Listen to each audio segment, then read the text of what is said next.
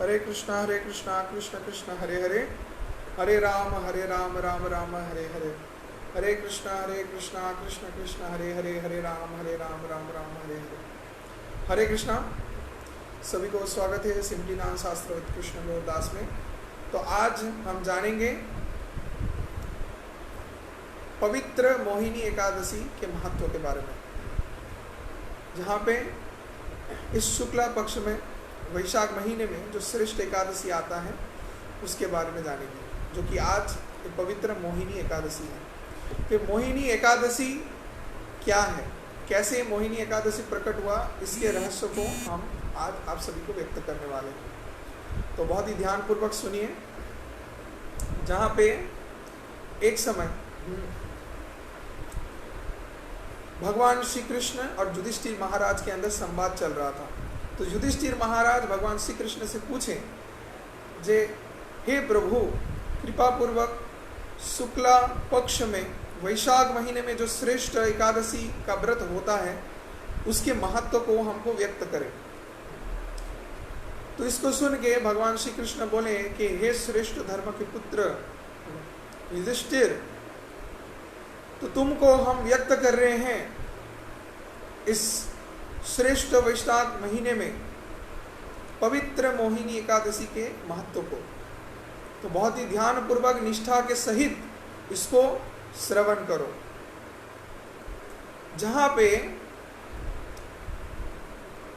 एक कहानी ऐसे शुरू होता है कि भगवान श्री रामचंद्र जब वनवास काल में थे, तो वनवास में रह के वो सीता देवी के विरह में थे, और जहाँ पे वो बहुत ही दुख कठिन परिस्थिति से गुजर रहे थे,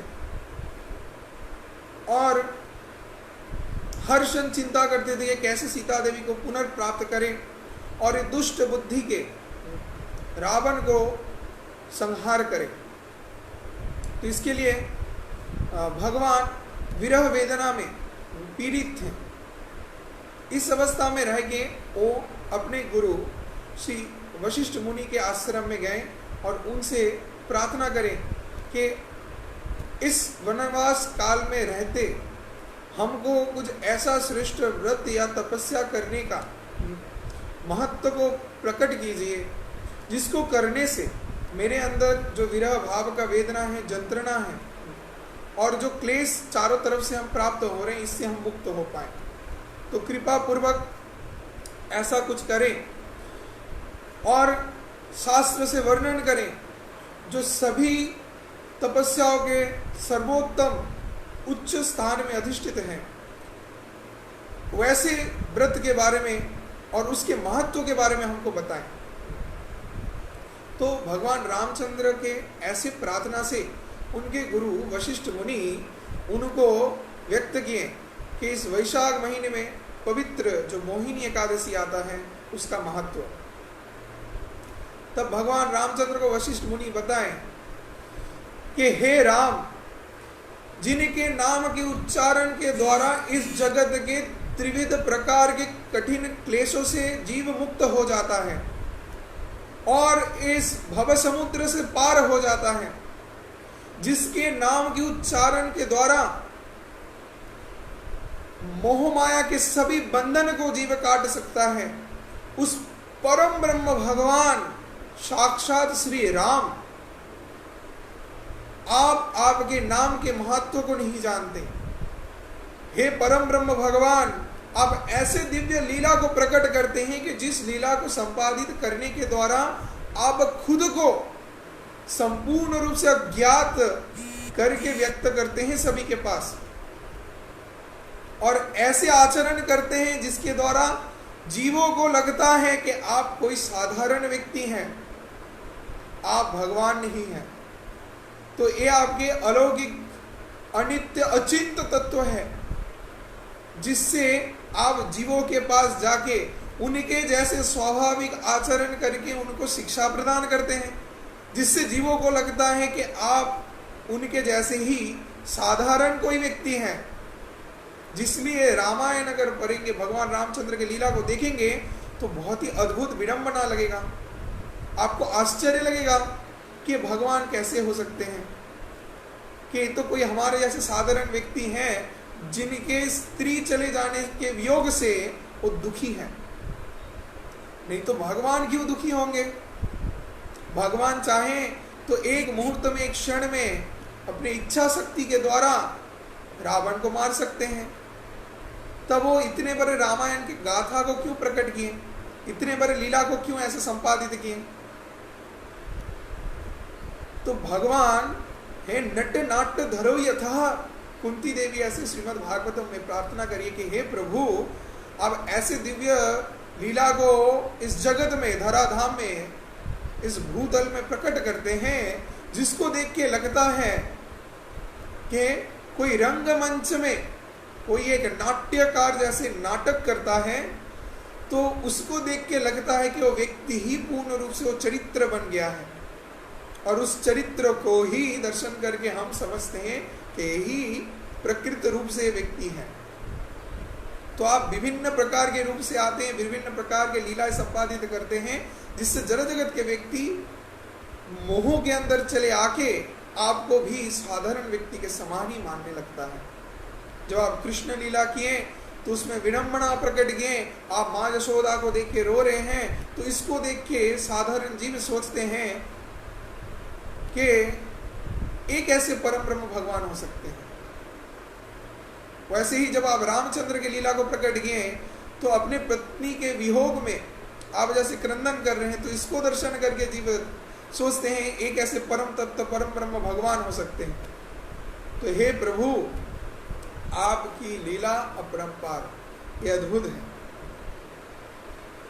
तो ऐसे उनकी स्तुतियां करके ऋषि वशिष्ठ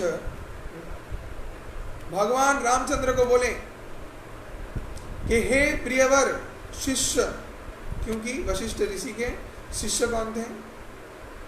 भगवान श्री राम। तो बोले तुमको गुह्यतम विषय को हम प्रकट करने जा रहे हैं, जो सर्वोत्तम श्रेष्ठ सभी तपस्या व्रतों के अधिपति हैं। वो है मोहिनी एकादशी। तो इस मोहिनी एकादशी के व्रत को पालन हम सभी जीवों को करना चाहिए। अब क्यों? अब इसके पीछे जो कहानी है उसको ध्यान पूर्वक हे रघुपति श्रवण करो।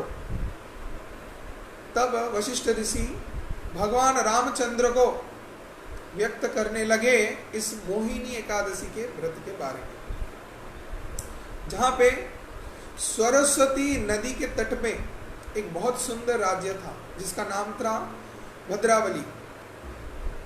तो उस राज्य में जो राजा थे वो राजा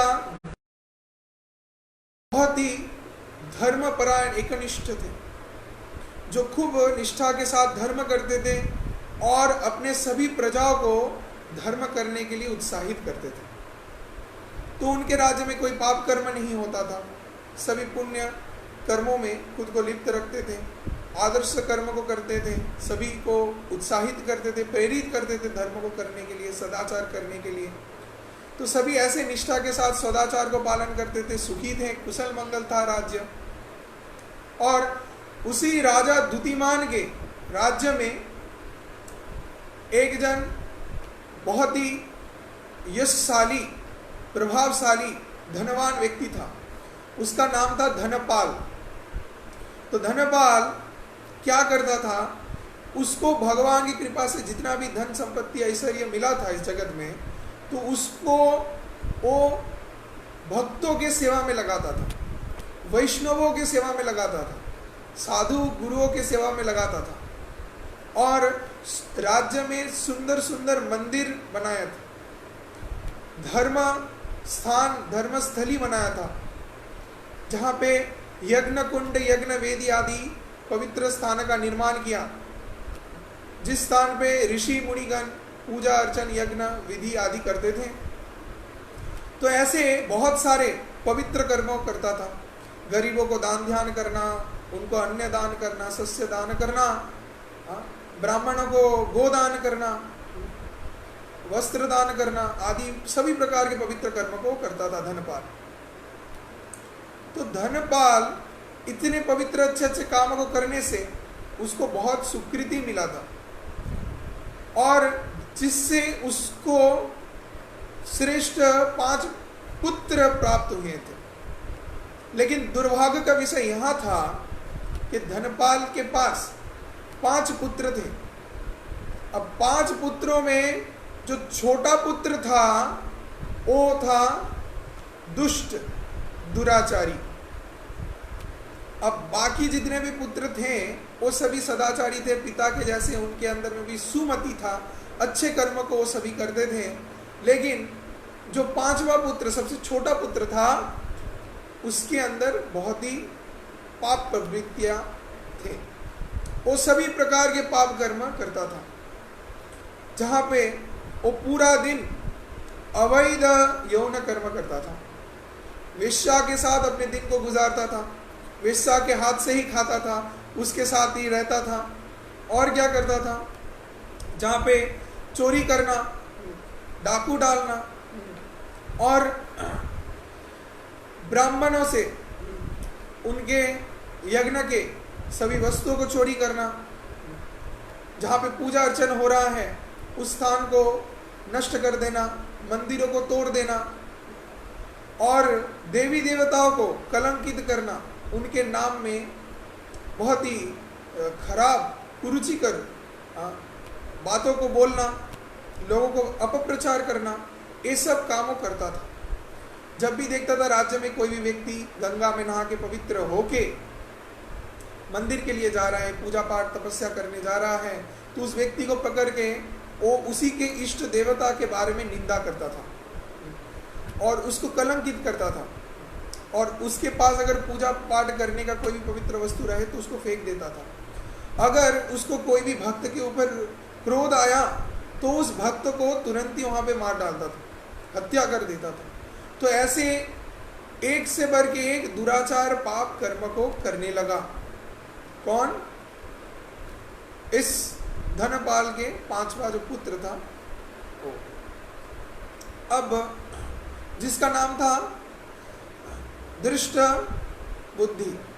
अब दृष्ट बुद्धि नाम से पता चलता, दृष्टि मतलब दोष जो दूसरों में दर्शन करता है और खुद दोष को करता है, और खुद जो दोष करता है उसको नहीं देखता है, दूसरे के दोष को दर्शन करता है। तो ऐसे दुष्ट बुद्धि के व्यक्ति जिसका बुद्धि सिर्फ और सिर्फ बुरे कामों में लगे उसको बोला जाता है दुष्ट बुद्धि। तो ऐसे दृष्ट बुद्धि उसका नाम था। तो दृष्ट बुद्धि क्या किया, वो ऐसे एक से वर्ग एक पाप कर्म को किए जा रहा था। तो ऐसे करते करते एक दिन क्या किया, वो अपने पिता के पास पहुंचा। अब पिता के पास जाके पिता से बहुत धन संपत्ति मांगने लगा। अब वो बोले क्यों, तुमको चाहिए?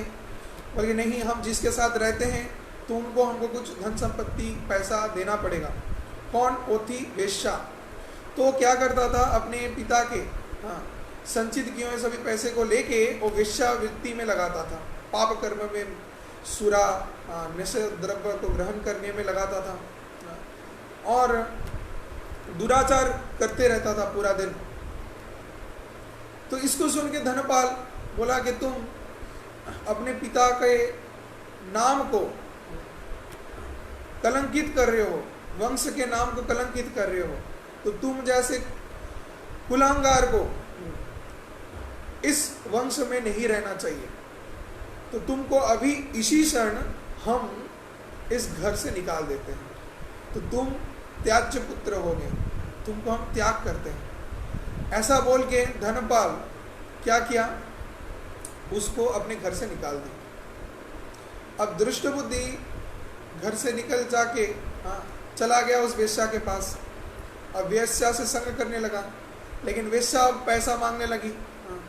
अब जब पैसा मांग रही थी तो इसके पास कुछ नहीं था।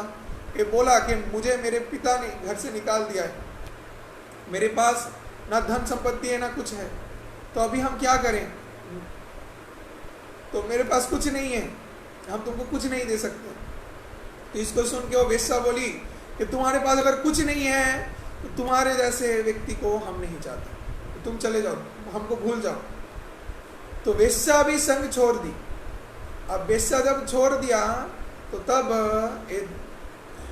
धनपाल का 5वां पुत्र वो समझ पाया कि मेरे पास कुछ भी नहीं है। दृष्ट बुद्धि समझा कि अब हम क्या करें, मेरे पास तो एक ही संबल था, वो क्या, मेरी संगी ए वेश्या। अब ये वेश्या भी हमको त्याग कर दी, तब हम अभी कहाँ जाएं। तो मेरे पास एक फूटी कौड़ी दाना भी नहीं है खुद के जीवन को अतिवाहित करने के लिए, और खुदा के तृष्णा से हम कैसे अपने जीवन को अतिवाहित करके आगे लेके जाएंगे। हम तो यहाँ ही मर जा रहे हैं और हमको देखने के लिए भी कोई नहीं है, तो हम कैसे जिए। तो हमको जीवन यापन करने के लिए कुछ ना कुछ तो करना पड़ेगा। अब दुष्ट बुद्धि के माथे में दुष्ट ही बुद्धि आता है, कुछ अच्छा कर्म तो नहीं आता है, अच्छा चिंता भी नहीं आता है। ऐसे वास्तव परिस्थिति में भी हम ऐसे लोगों को देखते हैं जो लोग क्या करते हैं, भक्त लोग जहाँ पे भक्ति करते तो उनका निंदा करते हैं, उनको भक्ति नहीं करने देते हैं, उनके लिए समस्या बनाते हैं, मंदिरों को तोड़ते हैं। हाँ, जो भी पवित्र स्थान है सभी पवित्र स्थानों को नष्ट कर देते हैं। तो ऐसे दुष्ट बुद्धि के बहुत व्यक्तियों को आज हम समाज में देख सकते हैं, हमारे आसपास चारों तरफ फैले हुए हैं, जिसके संतरस से आज पूरा जगत इसके प्रभाव से प्रभावित है। तो इनके माथे में कभी भी अच्छा बुद्धि नहीं आता, कोई भी अच्छे कर्म ये लोग नहीं कर पाते, ये लोग सिर्फ और सिर्फ बुरे कर्मों को करते हैं। इनसे सिर्फ बुरा कर्म ही होता है। ये कभी भी भगवान के मंदिर में नहीं जाएंगे, भगवान के अस्तित्व को नहीं मानेंगे, और जो लोग भगवान को मानते हैं उनका निंदा करेंगे, और सर्वोपरि जिस भगवान को मानते हैं उनका निंदा करेंगे। तो ये इनका कर्तव्य है, काम है जो ये लोग करते हैं।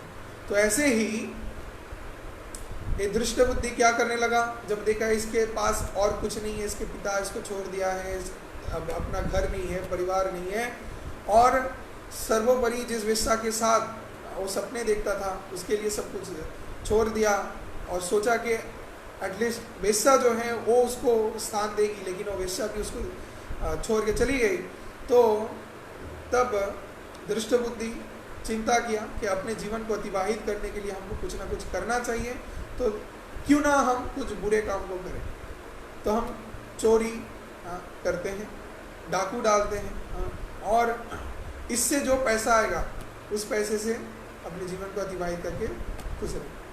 तो पहले तो जब बुरे काम करता था उससे भी अधिक बुरे काम करने लगा, और बुरे काम करते करते क्या किया, वो चरम स्थिति में पहुंच गया, एकदम चरम स्तर पे इतना बुरा काम करने लगा जहाँ पे एक क्षण के लिए भी कुछ भी वो चिंता नहीं कर रहा था कि ये पाप कर्म है, इतना अनुभूति उसके अंदर नहीं था। अब उसके पास ना घर था ना कुछ था, वो धीरे धीरे जंगल की ओर प्रवेश किया।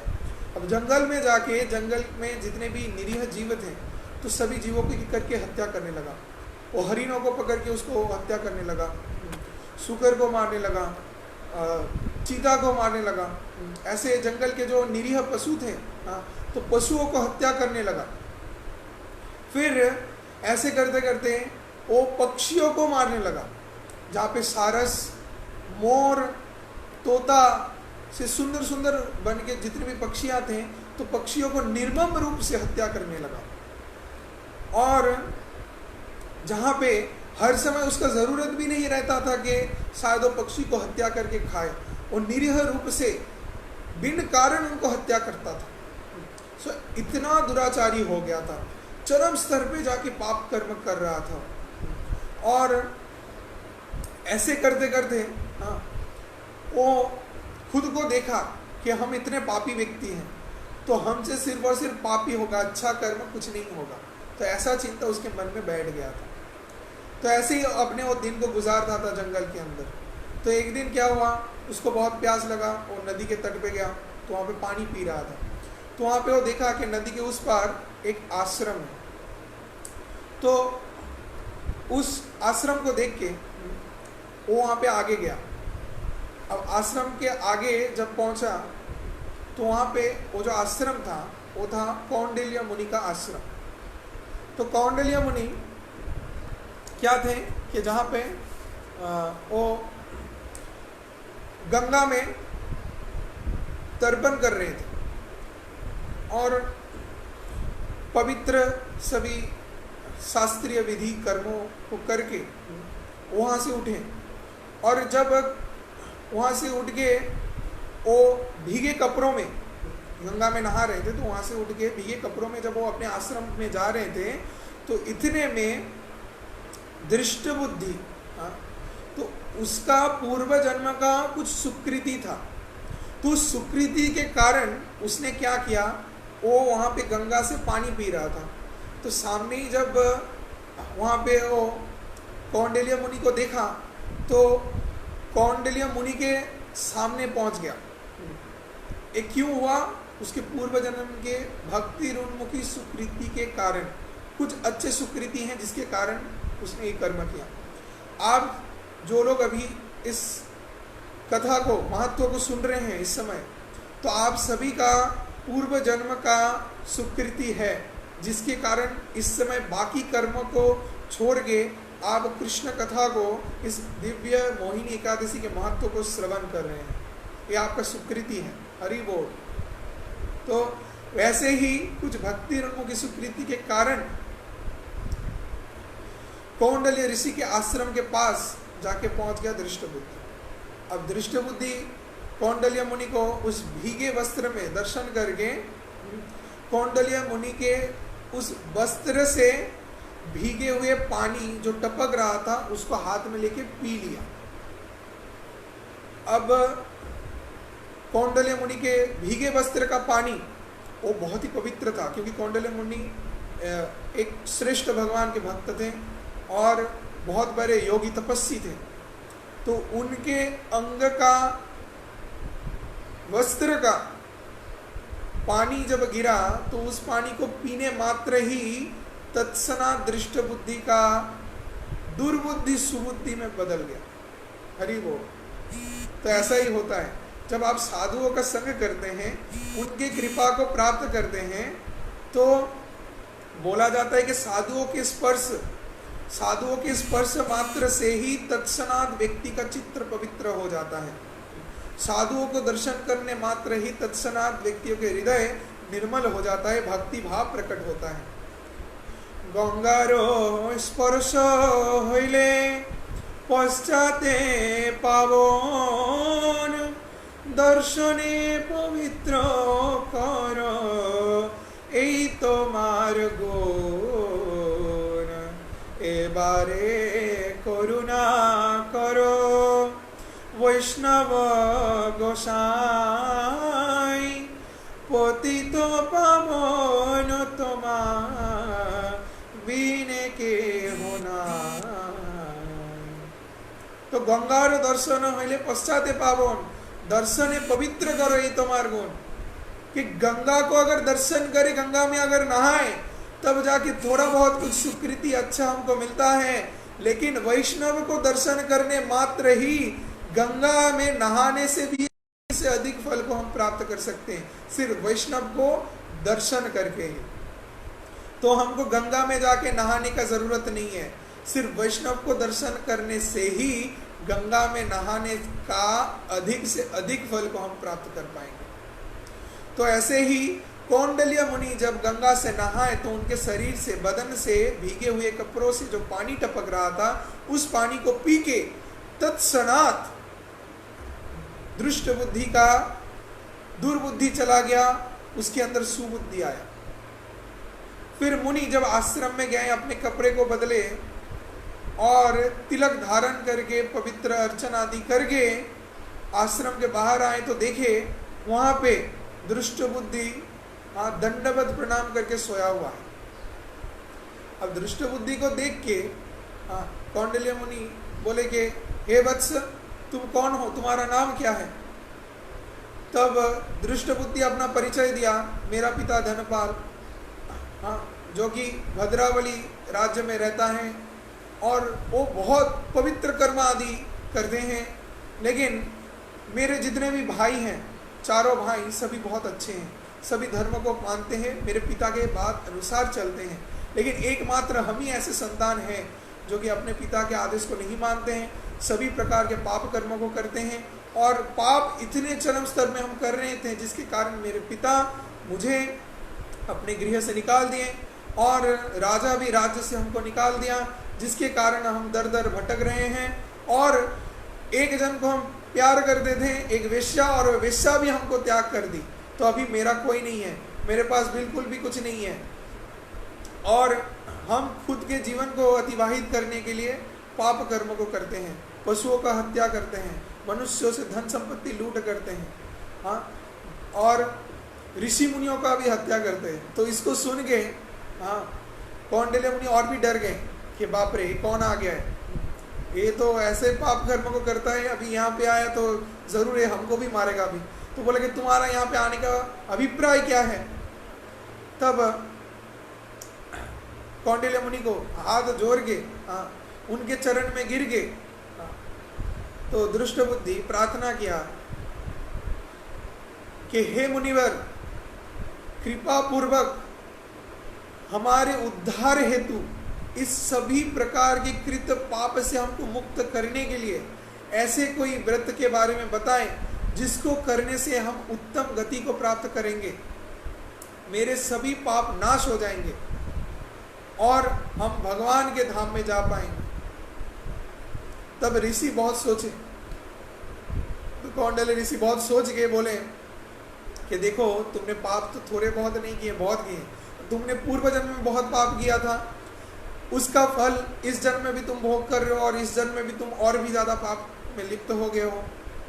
लेकिन कहीं ना कहीं कुछ ना कुछ सुकृति है, जिस सुकृति के कारण तुम आज इस सुबुद्धि को प्राप्त हुए हो और मेरे आश्रम में आके मेरे से कुछ श्रेष्ठ व्रत के बारे में, उपाय के बारे में जानने का प्रयास कर रहे हो। तो हे सुबुद्धिमान, तब उसको बोले कौंडिल्य ऋषि, हे सुबुद्धिमान।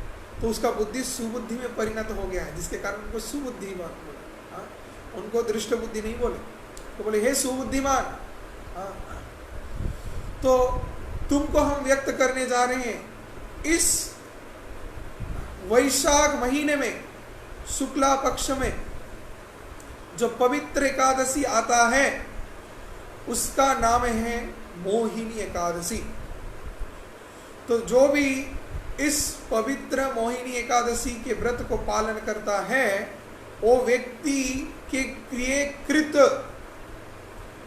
मेरु पर्वत के सदृश भरे भरे राशि राशि पाप कुछ ही क्षण के अंदर जल के राख हो जाते थे, सभी पाप नाश हो जाते हैं, टोटल नल, जीरो हो जाता है।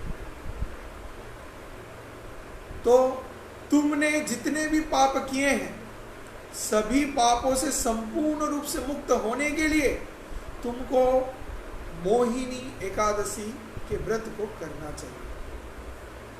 तो ये जो मोहिनी एकादशी है, ये मोहिनी एकादशी पाप मोचनी है, ये पाप को नाश कर देगी। तो तुम इस पवित्र एकादशी के व्रत को पूर्ण निर्जला करो और जिसको करके तुम उस श्रेष्ठ गति को प्राप्त कर पाओगे, तुम्हारा सुबुद्धि होगा और तुम अधिक से अधिक सुकृति को प्राप्त करोगे और तुम्हारा दूसरा जन्म भी बहुत ही उत्कृष्ट योनि में होगा, जिसमें जाके तुम भगवान की अहितु की भक्ति को प्राप्त कर पाओगे। तो हे शिष्य, ये तुम्हारा कर्तव्य है गुरु के वचन को पालन करना। तो मेरे आदेश अनुसार तुम अभी तैयार हो जाओ इस एकादशी को करने के लिए। तो तब गुरु के आदेश को श्रवण करके दृष्ट बुद्धि दूसरे दिन इस पवित्र मोहिनी एकादशी के व्रत को पूर्ण रूप से निर्जला करके, रात्रि जागरण करके भगवान के दिव्य नाम का उच्चारण करके, उनके नाम का जप करके पालन किया। और जब इसको पूर्ण रूप से पालन किया तो इसके दिव्य फल को प्राप्त हुआ। और उस फल को जब एक दृष्ट बुद्धि ग्रहण किया तो उसके अंदर सुबुद्धियां, सुकृतियां प्रकट होने लगी। और ऐसे जाके वो जब अपने देह को त्याग किया तो वो जब यमलोक में गया तो यमलोक में चित्रगुप्त आश्चर्य रह गए देख के कि इसके सभी पाप नाश हो गए। तो देख रहे हैं कि खाते में भर भर के पाप लिखा हुआ था। तो चित्रगुप्त रेडी था कि इतने सारे पाप इसने किए हैं, इसके पाप का खाता तो एकदम भरा हुआ है। तो जब ये यहाँ पे आएगा तो यमराज से बोल के इसको इतना दंड देंगे, इतना दंड देंगे कि दूसरे जन्म में कभी भी जाके ये भूल के भी और पाप कर्म नहीं करेगा। हम देखते हैं वास्तव में भी ऐसे कुछ लोग हमारे जीवन में रहते हैं जो पहले बहुत पाप कर्म कर चुके हैं, तो अभी आके वो पाप कर्म करने से देख के ही डर जाते हैं। बहुत लोग हैं जो दूसरे के दर्द को देख के, दूसरे कहीं पे कोई समस्या हो रहा है, खराब हो रहा है, उसको देख के ही डर के भागते हैं। उनसे तो कोई भी पाप कर्म होगा ही नहीं, होगा तो दूसरे का भी कहीं पर भी कुछ भी देखते हैं तो खुद डरते हैं। क्यों? क्योंकि कहीं ना कहीं उसने अपने पूर्व जन्म में किया हुआ था और उसको ऐसा पनिशमेंट मिला कि उसके डर से वो व्यक्ति और नहीं करता। हम ऐसे लोगों को भी जानते हैं जो बचपन से ही कभी भी मांस मच्छी को मुंह तक नहीं लगाए, जिनको किसी ने सिखाया नहीं। ऐसा नहीं कि वो वेजिटेरियन परिवार से, माता पिता नॉन वेजिटेरियन है लेकिन संतान पूरा ही वेजिटेरियन है। छोटा बालक, उसको सिखाया नहीं है पर वो डरता है, वो पशु को वो हत्या करता नहीं है, खाता नहीं है उसको। अगर कोई हत्या भी करने जाए तो उसको रोकता है। तो माता पिता सोचते हैं कि ऐसा क्यों है। एक जन को हम जानते हैं तो उसके माता पिता बोलते हैं कि हम लोग तो नॉन वेजिटेरियन है पूरा, हमारे पूरे परिवार में आज तक कोई ऐसा नहीं जन्मा जो वेजिटेरियन हो। अब इस लड़के को कभी हमने सिखाया नहीं लेकिन फिर भी ये पूरा ही वेजिटेरियन है, ये कैसे है? और ये मांस मच्छी ये सब देख के डरता है। तो ऐसा क्यों है प्रभु जी, हमसे पूछे। तो हम बताएं उनको कि शास्त्र क्या बोल रहा है। जहाँ पे पूर्व जन्म में ऐसा अगर किसी ने बहुत भोग किया, पशुओं का हत्या किया, तो दूसरे जन्म में डरता है। क्यों? क्योंकि उसको इतना कठिन कठोर शास्ति मिलता है, उसको पनिशमेंट मिलता है, उसके बाद से वो और दूसरे जन्म में जाके इस कर्म को नहीं करता। तो ऐसे उच्च गति को प्राप्त किया कौन? दृष्ट बुद्धि, सुबुद्धि में बदल गया सब कुछ। और चित्रगुप्त आश्चर्य रह गए, इसके जितने भी पाप थे सब पुण्य में बदल गए, इसने तो सब अच्छा कर्म किया है तो इसको उच्च गति मिलेगा। फिर दूसरे जन्म में और श्रेष्ठ गति को प्राप्त किया और बहुत ही अच्छा एक व्यक्ति बना और सभी के मंगल के लिए अच्छे अच्छे कर्म को करते रहता था। तो इस विषय को भगवान रामचंद्र श्रवण किए वशिष्ठ ऋषि से।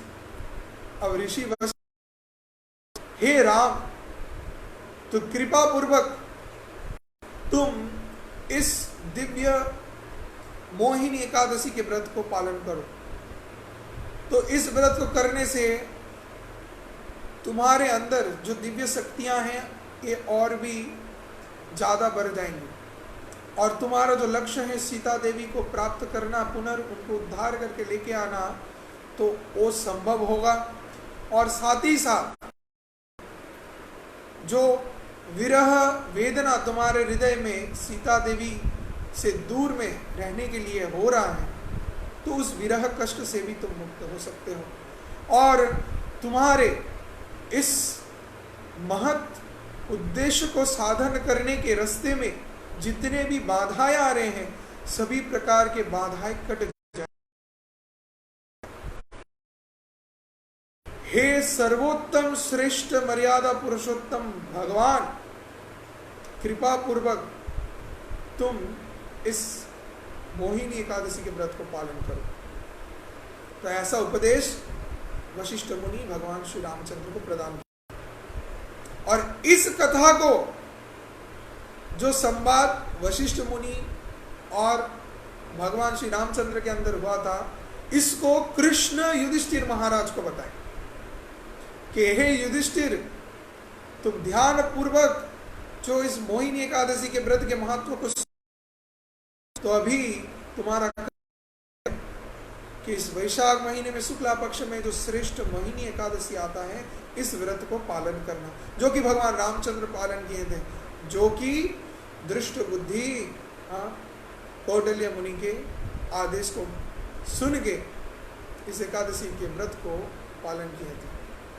तो कृपा पूर्वक तुम भी हमसे इस उपदेश को जान के इस पवित्र मोहिनी एकादशी के व्रत को पालन करें।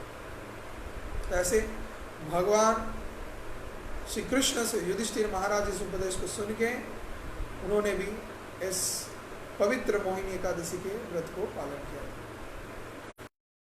हमारा सभी का, भक्तों का कर्तव्य है हर एक एकादशी को निष्ठा के साथ पालन करना, और सर्वोपरि ये जो मोहिनी एकादशी है जिसके महत्व को आप सभी ने श्रवण किया, तो इस पवित्र मोहिनी एकादशी के व्रत को पालन करना चाहिए। इसको अगर करेंगे तो हमारे भक्ति के मार्ग में जितने भी बाधाएं आते हैं, जहाँ पे आप क्लास करना चाहते हैं तो आपको 10 काम आ गया, 10 समस्याएं आ जाते हैं, जहाँ पे आप भगवान के नाम जप करने बैठे हैं तब 10 समस्याएं आ गए, जब आप मंदिर में जाना चाहते हैं तो 10 समस्याएं आ गए, जब आप भगवान के लिए भगवान के शास्त्र को अध्ययन करने जाएंगे भगवान की संतुष्टि हेतु, उसी समय कुछ बाधाएं आ गए, जहाँ पे आप भगवान के दिव्य नाम को उच्चारण करके भगवान का कीर्तन करना चाह रहे हैं, उसी समय कुछ ना कुछ बाधा आ गया। तो ऐसे जीवन में बहुत सारे भक्ति के मार्ग में बाधाएं आते हैं, जहाँ पे आप 10 भक्तों के साथ हैं, भक्तों के साथ रह के भक्ति भाव को अपने हृदय में प्रकट करना चाहते हैं, सेवा करना चाहते हैं, जब भी सेवा करने आ रहे हैं तभी जाके कुछ ना कुछ बाधाएं आ गए, कुछ ना कुछ एक समस्या आ गए। तो ऐसे जितने भी समस्याएं आते हैं, बाधाएं आते, तो सभी प्रकार वाली है ये मोहिनी एकादशी। तो इसीलिए अगर भक्ति के मार्ग में सभी प्रकार के बाधाओं से आप मुक्त होना चाहते हैं तो आपको क्या करना है, इस पवित्र मोहिनी एकादशी के व्रत को करना है। तो सभी को इस पवित्र मोहिनी एकादशी को करने के लिए हम अनुरोध करते हैं। और शास्त्र में जो बताया गया है, ये जो पूरा कहानी हम आपको व्यक्त किए, ये मोहिनी एकादशी का महत्व जो आता है ये कूर्म पुराण में आता है। तो कूर्म पुराण में इसके बारे में वर्णन है और ब्रह्म पुराण में भी इसके बारे में कुछ वर्णन किया गया है। तो अगर किसी भी व्यक्ति के अंदर दुष्ट बुद्धियां हैं तो सभी प्रकार के दुष्ट बुद्धियां नाश हो जाएंगे और मन में पवित्र भक्ति भाव प्रकट होगा, जिसके द्वारा व्यक्ति कृष्ण भक्ति के मार्ग में बहुत ही सहज सरल तरीके से आगे बढ़ सकता है, लोगों के अंदर अच्छे गुणों को देख सकता है। हम ज़्यादातर देखते हैं आज समाज के लोग कैसे हैं, जहाँ पे सब दूसरे के दुख को देख के खुश होते हैं और दूसरे के सुख को देख के दुखी हो जाते हैं। ये कैसा जगत है, ये कैसा नियम है? यही है कली का प्रभाव। कलिर दोषो निधे राजन, श्रीमद् भागवतम में बताया जा रहा है, जहां पे परीक्षित महाराज को सुखदेव गोस्वामी गुरु के रूप कर रहे हैं क्या कि हे राजन, इस विषय को जानो कि कलियुग पूर्ण रूप से दोषों से परिपूर्ण है। कलिर दोषो निधे राजन, लेकिन इसमें एक विषय बहुत श्रेष्ठ है। अस्ति एकाद महद गुणात, एक गुण अच्छा है, सब बुरा है। कलियुग में कुछ भी अच्छा नहीं है, ये दुनिया पूरा सत्यानाश सर्वनाश है, दुखालय में शाश्वतम है, सिर्फ दुख है, दुख, अच्छा कुछ भी नहीं है, सब कुछ उल्टा है। यहाँ पे प्रेम भी है उल्टा, काम भी है उल्टा, क्रोध भी है उल्टा, लोभ भी है उल्टा, मोह भी है उल्टा, मात्सर्य भी है उल्टा, यहाँ पे कुछ भी विषय सीधा नहीं है। जो भी विषय को आप सीधा देख रहे हैं मतलब आपके आंख में गड़बड़ है। अगर किसी का आंख में प्रॉब्लम रहा तो वो दूर से क्या देखेगा, साफ चीज को भी धुंधला दिखता है उसको। कैटरेक्ट अगर हो जाए आंख में, अगर छानी जिसको बोलते हैं ना, अगर आंख में छानी हो जाए तो ठीक से उसको सब चीज दिखाई नहीं देता है। तो ऐसे ही अगर इस जगत में आपको सब कुछ सही दिखता है, अच्छा दिखता है, लगता है कि जीवन तो सुखी है, हम तो सुख में हैं, सब कुछ अच्छा है, मोरी देना चाहिए हम ये सुंदर भुवने। बहुत सारे कवियां बहुत कुछ लिखे हैं कि हम मरना नहीं चाहते हैं इस सुंदर जगत में। इस दुनिया को छोड़ के कौन जाना चाहता है? इतना सुंदर सुंदर जगह हैं, स्विट्जरलैंड है, न्यूयॉर्क है, मैनहट्टन है, इंडिया में इतने सारे अच्छा अच्छा जगह, कुल्लू मनाली, हाँ, लोखंडवाला, हाँ, लुलावला, इतने सारे अच्छे अच्छे जगह हैं। कोलकाता है, पुणे है, मुंबई है। कहाँ घूमना है, क्या खाना है, क्या देखना है, मन भरेगा नहीं। इतना कुछ एक्सप्लोर करने का है इस दुनिया में, इतना सुख है, इतना सुख। अगर ऐसा लगे तो समझिए कि आप में प्रॉब्लम है, आपको जल्द से जल्द डॉक्टर के पास जाना है, क्योंकि यहाँ पे कुछ भी अच्छा नहीं है। अगर ये बुरा चीज़ हमको अच्छा लगने लगे तब कहीं पे हमारा ही गड़बड़ है। तो जहाँ पे हम जिस प्रसंग से बता रहे थे कि इस दुनिया के लोग कैसे हैं, कि सब दूसरे के बुरे चीज़ को दर्शन करके खुश होते हैं और दूसरे के अच्छे को देख के दुखी हो जाते हैं। एक कली का गुण रहेगा, ऐसा प्रभाव रहेगा, कली के जीव सभी ऐसे होंगे। अब राजन को परीक्षित महाराज बोले अस्ति एकाद महत गुणात, अब सब कुछ बुरा है लेकिन एक चीज बहुत अच्छा है। एक चीज जो अच्छा है वो क्या है? कीर्तना एवं कृष्ण समुक्त संग परम ब्रजे, कि कृष्ण के नाम के द्वारा, भगवान के दिव्य गुण कीर्तन के द्वारा कोई भी व्यक्ति बहुत ही सहज सरल तरीके से भगवत धाम को प्राप्त करेगा, भगवान के धाम में चला जाएगा। हरि वो, जो कि बाकी युगों में हजार हजार साल तपस्या करने से, भगवान के विग्रह अर्चन करने से, यज्ञ पूजा विधि को करने के द्वारा कोई व्यक्ति प्राप्त कर सकता था, ध्यान करने के द्वारा भगवान को प्राप्त कर सकता था। लेकिन कलयुग में सिर्फ और सिर्फ भगवान के दिव्य नाम के गुण कीर्तन के द्वारा ही व्यक्ति इस कठिन विषय को बहुत ही सहज तरीके से प्राप्त कर पाएगा। तो जो भगवान के दिव्य नाम का जप करता है, भगवान के नाम के आश्रित है, भगवान के भक्तों के चरण में आश्रित है, तो उसका बुद्धि सुबुद्धि होगा, मंद बुद्धि नहीं होगा, दुर्बुद्धि नहीं होगा। तो इसी के कारण हमको ज्यादा से ज्यादा भक्ति करना चाहिए। भक्ति करने के अपने हृदय में भक्ति भाव आना चाहिए, श्रद्धा आना चाहिए। पहले तो हमको श्रद्धालु होना है, फिर जाके भक्ति भाव प्रकट होगा, फिर जाके हम लोग भक्ति में आगे बढ़ पाएंगे। इसीलिए बोला जाता है श्रद्धावान लभते ज्ञानम, श्रद्धावान लभते ज्ञानम। जो व्यक्ति श्रद्धावान है, जिसके हृदय में श्रद्धा है, वही व्यक्ति ज्ञान को प्राप्त कर सकता है। अगर हृदय में श्रद्धा नहीं है तो ज्ञान को प्राप्त नहीं कर सकता और वो अज्ञानी बन के रहेगा। इस जड़ जगत के अविद्या को, अज्ञान को ग्रहण करके रहेगा। प्रकृत ज्ञान, अध्यात्म ज्ञान को ग्रहण कर नहीं पाएगा। तो श्रद्धावान लभते ज्ञानम, तो जिसके, तो हमको श्रद्धालु बनने के लिए, अपने हृदय में श्रद्धा लाने के लिए क्या करना है? हमको ये सभी पवित्र एकादशी आदि व्रत को करना चाहिए। जब ऐसे सुंदर पवित्र व्रतों को हम करेंगे तो भगवान की कृपा को हम प्राप्त कर पाएंगे। जब अपने अंदर में वो श्रद्धा आएगा तब जाके हम भक्ति में आगे बढ़ेंगे, क्योंकि श्रद्धावान लभते ज्ञानम, श्रद्धावान बन जाएंगे तो ज्ञान को लब्ध करेंगे। जब ज्ञान आएगा तब समझेंगे भक्ति का विषय क्या है, कैसे भक्ति किया जाता है। सब इंटरकनेक्टेड है एक के साथ।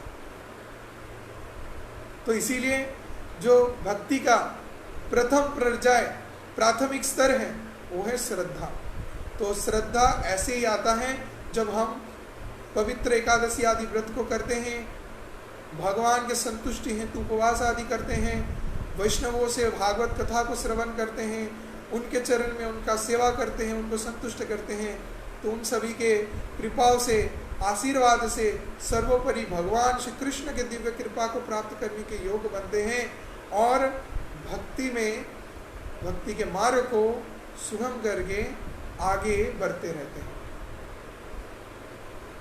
तो चलिए आज हम सभी श्रवण किए पवित्र मोहिनी एकादशी के इस दिव्य महत्व को। तो आज के लिए बस इतना ही। नेक्स्ट हम आप सभी को भगवान श्री नरसिंह देव के दिव्य आविर्भाव जो उत्सव है, भगवान जब इस धराधाम में प्रकट हुए थे अपने शुद्ध भक्त प्रहलाद महाराज के लिए, सत्यम विधातु निज वृत्त भासितम, अपने वृत्य अपने शिष्य के भाष्य को सत्य करने के लिए, उस वचन को रखने के लिए भगवान प्रकट हो गए। जहाँ पे भक्त प्रहलाद महाराज बोलेंगे मेरे प्रभु मेरे भगवान श्री कृष्ण सभी जगत में, सभी स्थावर यंगम सभी विषयों में उपस्थित हैं, तो मेरे भगवान इस खंबे के अंदर उपस्थित हैं। तो भगवान उस वचन को सत्य करने के लिए उस खंबे के अंदर प्रकट हो गए। ऐसे ही भक्त वत्सल भगवान विघ्न विनाशक श्री नरसिंह भगवान के दिव्य लीलाओं को हम श्रवण करने वाले हैं। तो उसको श्रवण करेंगे नरसिंह चतुर्दशी के दिन में। हरि वो जब भगवान प्रकट हुए थे, भगवान के नरसिंह देव भगवान के प्रकट्य रहस्य को हम जानेंगे, हम श्रीमद् भागवतम से आप सभी को व्यक्त करने वाले हैं। तो इसके लिए बहुत ही ज्यादा आग्रह को अपने हृदय में प्रकट करके रखिए। भगवान नरसिंह देव से भक्त प्रहलाद महाराज से प्रार्थना कीजिए और ऐसे ही उत्साह को और भी ज्यादा से ज्यादा बढ़ाइए और भी लोगों को उत्साहित कीजिए और सभी ऐसे दिव्य कथा को सुनते रहिए और हम भी नए नए चीज़ों को लेके, शास्त्र के विषय को लेके आप सभी के पास आते रहेंगे। सभी को बहुत धन्यवाद मेरे साथ जुड़े रहने के लिए और ऐसे भागवत कथा को सुनने के लिए। जय श्री श्री मोहिनी एकादशी व्रत की जय। जय श्री कृष्णचंद्र भगवान की जय। कृष्ण युधिष्ठिर संवाद की जय। जय श्री श्री वशिष्ठ ऋषि भगवान श्री रामचंद्र की जय। निदाय गौर प्रेमानंदे हरि हरि बोल। समवेत सकल भक्त वृंद की जय। जगत गुरु शील प्रभुपाद की जय। आज की आनंद की जय। निदाय गौर प्रेमानंद। हरे कृष्णा।